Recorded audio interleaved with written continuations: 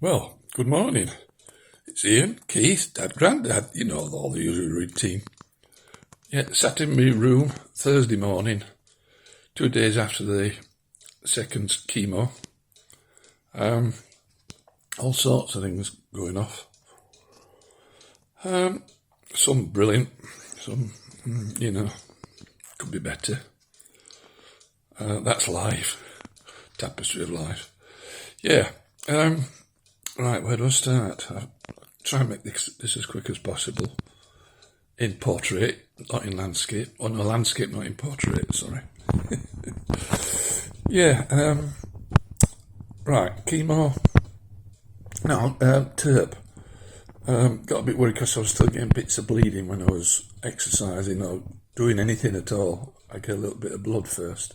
So I phoned them up and they said, not to worry about. I think I told you last time. That stopped. Just about 7 weeks. So I'm now more able to walk around like normal and do jobs like normal, which is brilliant. So I can now exercise better. And I was going to take you down onto the stone chair this morning, but it's a little bit breezy, a little bit dull, and I thought, well, you won't hear me properly. I ain't got one of them furry microphones. So anyway, I sat here with me world's greatest granddad cup of tea, 6 o'clock, Thursday morning. Had 8 hours decent sleep. It's good. Getting there.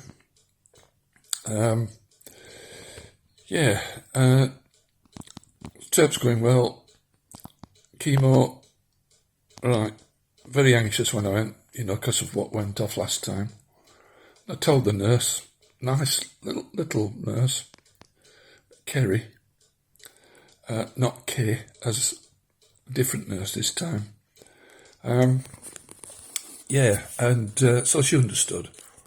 So as soon as they got the drip going, with the chemo drug going in, because they do a flush first, within a very small amount, it only actually filled the tube, they said. Just a little bit went in, and immediately, I didn't know, I'd had to wait, but like 7 minutes in, I starts getting this crushing feeling, only very, very slight this time, right at the bottom of my lungs, making me cough, thinking, make it go away.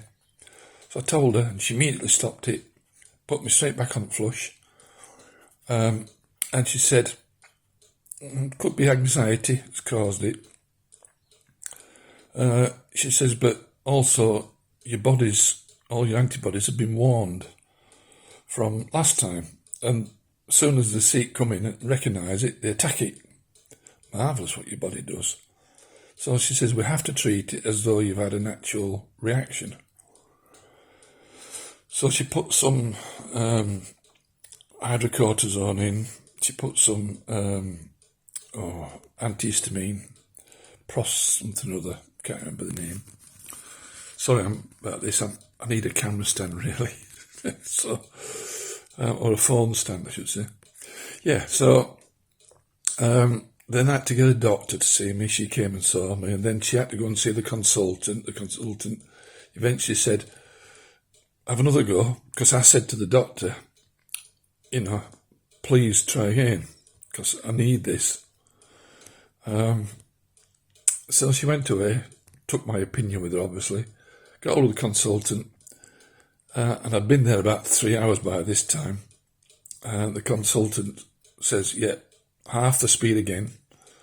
So they turned it right down. Take 4 hours to infuse. So it's now coming up sort of half 12. So it's going to be 4:30. Been there nearly all day. 9 hours in the end. Poor Darren's waiting out in the car to take me home. And it all went well. Went in like a dream. A bit nervous, to start with. But the longer it went, oh, thank God. Because it's so crucial. Well, it's not life-threatening, there's other things, but it's, very important. And I'm shaking a bit and I'm trying to get comfy. Yeah, I hope you like my Bruce Willis look. It is all dropping out slowly. My beard, I haven't shaved now for a week. It's just not growing. Or very slight, little bit of stubble on my chin. But I'm sure this next round will fetch more out. My nails are starting to show signs of little sort of discoloration around the roots, which is an indicator that, my nails might drop out. All good stuff. Yeah, right. The other thing was that, my sense of humour kicks in here. One thing I didn't know, and I mean, you keep learning, like I'm doing this for you, I watch the people doing it for me on YouTube. And I watched this guy, and, he's gone 6 years, I think, something like that, or 8. Anyway, I can't remember his name. And it proceeds, and I've noticed this, it proceeds to say about loss of testicles. And how can I best describe this? Because obviously family who it is, so I don't want to embarrass them or embarrass me. But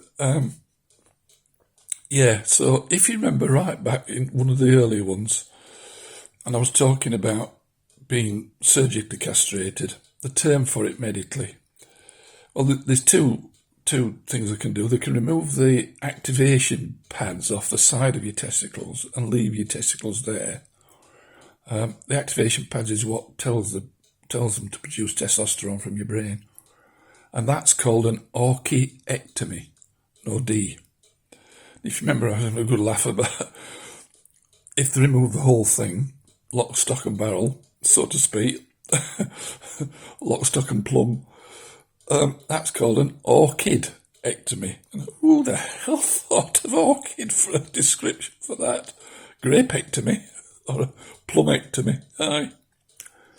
Anyway, so obviously with all these drugs that, they're pumping in and, to stop testosterone, they're thinking, oh, don't need me no more now, might as well go to sleep, might as well curl up and D. So I've gone from a plumectomy, and I've reached now, I reckon, a quail eggectomy. So you can imagine. And I reckon I'm going to reach at some point a Cadbury's mini eggectomy. Sorry about the shaking, just so funny.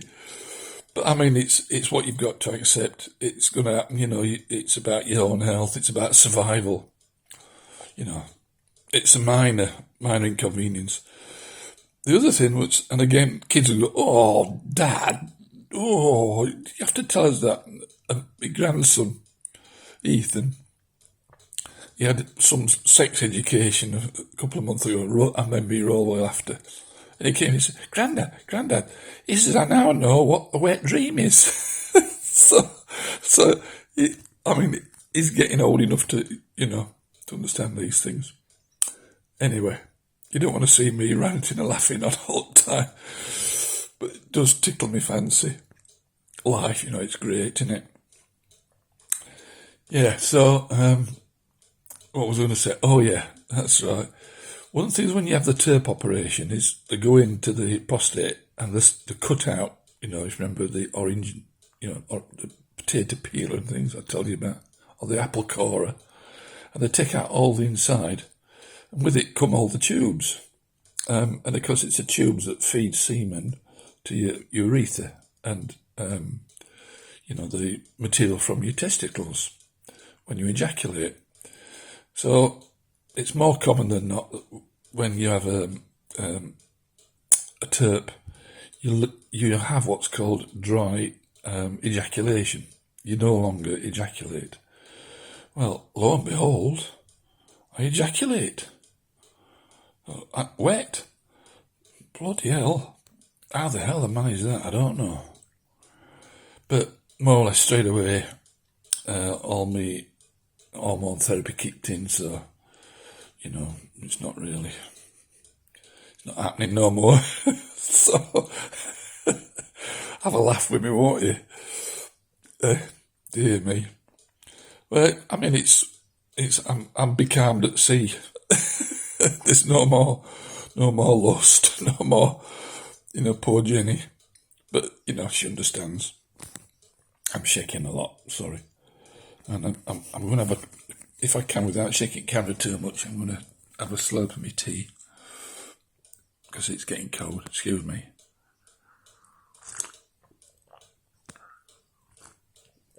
A nice slurpy one. Yeah. So I'm set for Chemo 3 now. I've got an interview with the oncologist in 2 weeks, which is what they do, 1 week before the next chemo round. By this stage, if you remember, they reduced the dosage from 100% down to 80% this time, which still works, just a bit slower. And I'm feeling great. This time, on my first round, I was on the, laid down sleeping for 10, 12 hours a day. It really, fatigue knocked me about a bit, which then said this reduction will help, and it has. I'm pretty bright. I'm going to have my walk off down to my stone chair, come up from the cove, which is like a 150 metre climb up a steep path. Gets your old heart muscles going, which is what it needs. Pumps the chemo around my body, gets it to all the places it doesn't normally reach, like me Cadbury's cream ectomies. so, yeah. There's a couple other things going off that I'm not going to say too much at this stage, but it's basically I've got advanced metastatic prostate cancer, no cure, and as and when it will snowball, it will roll on, and when you see some of these images of men who've reaching the latter stages, there's hundreds of tumours all over the body, all over. Whether I'll reach that, don't know. But potentially, I think I've caught it just about right, and at some point I'll fill you in on the when I feel that it's. I don't want to worry family too much.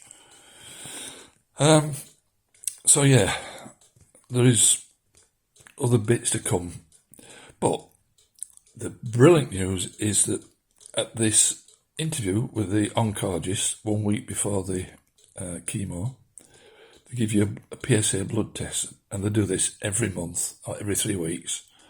I'll get my next one on the 11th. And they basically check your PSA. Now, my PSA, when it was last tested, was 7.8, but I was on flecainide, if you remember, I told you about, which effectively halves that score, reduces some testosterone in your body. So they roughly half it, so you could say I was about 15. And I was told, ask the chemo nurse. So I asked the chemo nurse, she says, it's on my screen, but I'm not allowed to tell you. It's just beyond my grade. She says, I'm not allowed. So she said, contact the oncology nurses, which I did yesterday. And brilliant. 0.31, which is, considering I've only been on the treatment 5 weeks, means that I'm responsive. The cancer is responsive, and it's responding. For it to drop, now this is me saying this, not the oncologist, but for it to drop that quick in the first month shows very good signs that I'm hopeful that this next time it'll be down undetectable in 3 weeks, which is excellent news. If they get down below 0.1, and they can get and once they get below 0.1, the numbers are a bit vague, a bit inaccurate, but they could be saying 0.05 or something like that. Once it's down below 0.01, it's classed as in remission, which means that they've got enough testosterone and removed, and the cancer cells are not producing the androgen anymore, the PSA. So you've more or less got them all in hibernation. Keyword, hibernation. You don't kill them all. Chemo does that, while, to all the other types of potential cancer cells that's in your body, that they're mutated to, which I've explained. Yeah, so it's the best news possible at this stage. Couldn't have expected any better. And hopefully, I'll be right bang down below 0.1, undetectable, and then I've just got to keep it there. And, who knows, 1 year, 2 year, 3 year, 4 year, 5 year. Keep exercising, keep my lifestyle going, keep my chin up, my furry little chin, my little chinny chin. Yeah, so, right, more to come, more of the story, more of the ups and downs. I've had brilliant news yesterday, but, you start then thinking, what if, this, life. Anyway, sorry about the camera work. I'm crap at this, so, especially with all the laughing and chuckling. Right, 16 minutes. Getting a bit of hot flush. That's the other thing. I'm on Zoladex implant, and they always start to give you 1 month to make sure you don't overreact. And so I've got the 1 month implant in the right side of my belly. She put the 3 month implant in now, because I've been okay, in the left. And she says, it'll start giving you a lot more hot flushes. 2, 3 an hour. Oh, God.